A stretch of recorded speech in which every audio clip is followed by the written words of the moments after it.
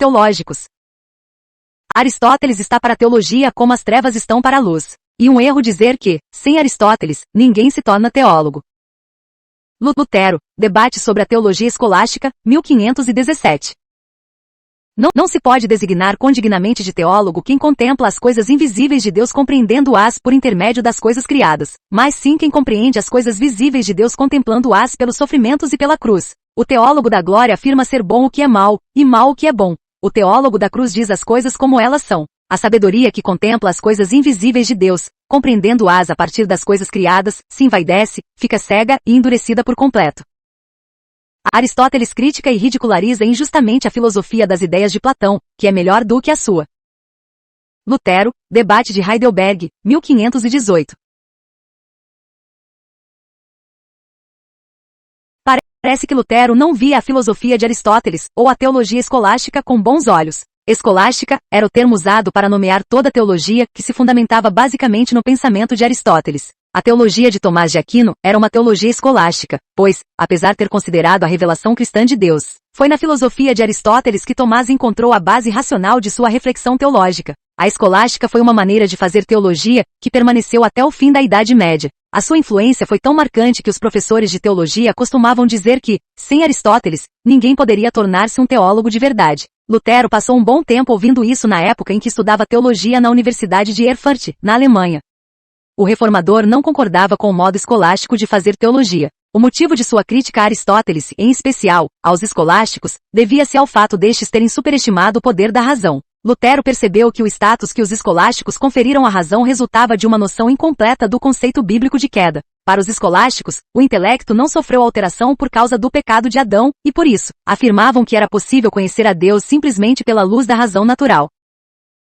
Para sustentarem sua posição, os escolásticos apoiavam-se em Romanos 1.20, pois desde a criação do mundo os atributos invisíveis de Deus, seu eterno poder e sua natureza divina, têm sido vistos claramente, sendo compreendidos por meio das coisas criadas. Baseados nessa passagem, eles desenvolveram uma teologia que ficou bastante conhecida como teologia natural, uma teologia que confessa a possibilidade do conhecimento de Deus meramente a partir das coisas criadas. Ora, Lutero não discordava da possibilidade de um conhecimento de Deus oriundo da revelação geral ou natural, mas discordava da ideia de que tal conhecimento fosse equivalente ao conhecimento obtido pela revelação particular ou especial. Não somente isso.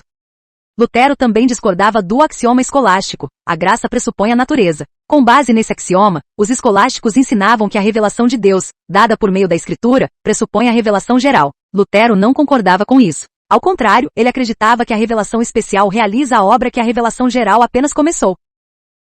Imagine que sobre uma mesa esteja um quebra-cabeça de 10.000 peças. Além das peças temos o modelo, pois sem um modelo não podemos montar um quebra-cabeça dessa magnitude. Se olharmos para as peças espalhadas sobre a mesa, veremos claramente que se trata de um imenso quebra-cabeça. Mas se formos tomados por uma vontade incontrolável de montá-lo, precisaremos necessariamente de um modelo. É claro que precisaremos também das peças, mas mais ainda do modelo, pois sem ele as peças só dizem que há sobre a mesa um imenso quebra-cabeça. Analogamente podemos dizer que buscar o conhecimento de Deus, baseando-se, exclusivamente, na revelação geral é como tentar montar um quebra-cabeça de 10.000 peças sem ter um modelo.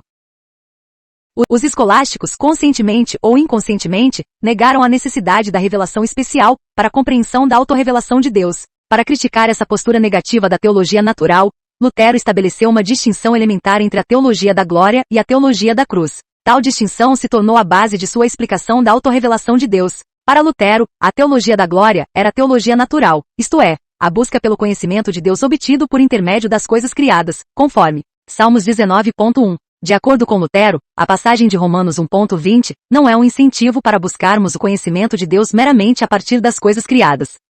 Nessa passagem, estamos diante de uma advertência de Paulo a todos aqueles que acreditam que podem contemplar as coisas invisíveis de Deus por meio das coisas criadas. Contra a teologia da glória, ou teologia natural, Lutero propõe a teologia da cruz, a verdadeira teologia. No debate de Heidelberg, em 1518, o reformador afirmou que o título de teólogo deveria ser conferido apenas àqueles que contemplassem a essência divina na cruz de Cristo, ou seja, o teólogo legítimo deveria ser aquele que vislumbrasse o Deus manifesto na dor e no sofrimento da cruz.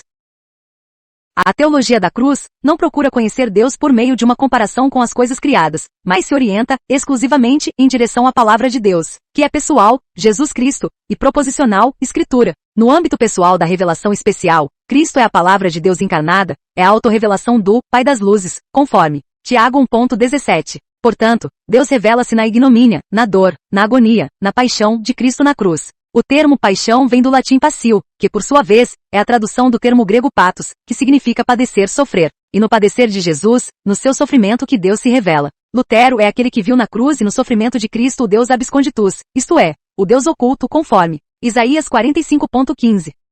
Para o reformador, Deus se autorrevelou ocultando-se em Cristo Jesus. Na aparição de Cristo, os homens podem ver os atos de Deus, pois Cristo é aquele que revela a Deus. Todavia, os homens não conseguem ver a Deus quando olham para Jesus, nem mesmo aqueles que o seguem. Ao comentar as teses 20 e 21 do Debate de Heidelberg, Lutero afirmou o seguinte.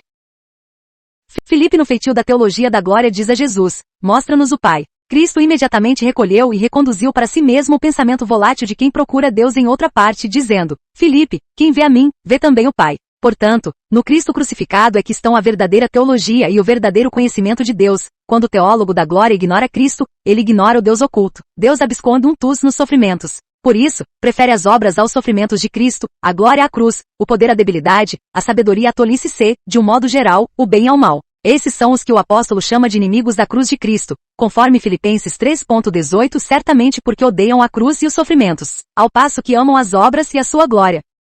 Assim eles chamam o bem da cruz de um mal, e o mal da obra de um bem. Já dissemos, no entanto, que Deus não é encontrado senão nos sofrimentos e na cruz. Os amigos da cruz afirmam que a cruz é boa, e que as obras são más, porque pela cruz, são destruídas as obras se é crucificado Adão. Lutero negou a possibilidade do conhecimento de Deus segundo a via da teologia da glória. Em Jesus Cristo e sua cruz, todas as analogias, todas as comparações, todas as vias que buscam o conhecimento de Deus a partir da criação devem desaparecer. Cristo é a revelação máxima que podemos ter de Deus. Não há dúvidas de que a teologia da glória não é suficiente para revelar quem Deus é, mas isso não significa que a teologia da cruz desconsidere a criação. Cristo ser o mediador de tudo que Deus criou, conforme João 1:3. Lutero não negou a revelação geral de Deus como um vestígio de sua presença. O reformador não rejeitou a manifestação da presença de Deus na criação. Rejeitou, sim, a teologia da glória que abriu mão da revelação especial, confiando cegamente na razão natural, para chegar ao conhecimento de Deus. Portanto, na ótica de Lutero, a teologia da cruz não se opõe à revelação geral. Opõe-se, antes, a uma maneira de fazer teologia que prescinde da revelação especial para buscar o conhecimento de Deus.